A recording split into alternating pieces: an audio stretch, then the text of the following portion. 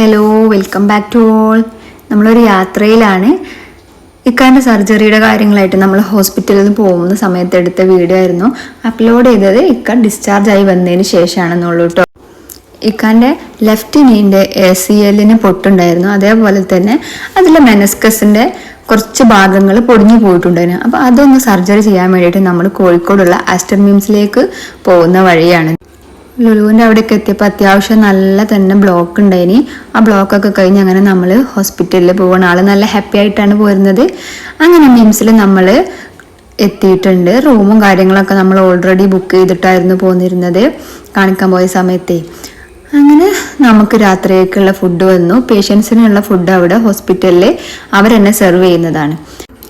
രാവിലെ 6 മണിയായപ്പോഴേക്കും നഴ്സുമാർ വന്ന് ഇക്കാക്കുള്ള ഡ്രസ്സും കാര്യങ്ങളൊക്കെ തന്നു. അതേപോലെ കുളിച്ച് റെഡി ആയിട്ട് ഇരിക്കാൻ പറഞ്ഞു. അങ്ങനെ കുളിച്ച് റെഡിയായി സർജറിക്ക് തിയേറ്ററിൽ പോകാൻ തയ്യാറായി നിൽക്കുകയാണ്. അങ്ങനെ സർജറി കഴിഞ്ഞു. ഇക്കാനെ തിരിച്ച് റൂമിലേക്ക് മാറ്റി. പാവം പോയത്ര ഹാപ്പിനെസ് ഒന്നുമില്ല, അത്യാവശ്യം നല്ല പെയിൻ ഉണ്ടായിരുന്നു. അങ്ങനെ 2 ദിവസം നമ്മൾ അവിടെ നിന്നു ഡിസ്ചാർജ് ആയി വീട്ടിലേക്ക് തിരിച്ചു പോരുകയാണ്. ബാക്കി വീഡിയോസ് വീട്ടിലെത്തിയിട്ട് ചെയ്യാം കേട്ടോ.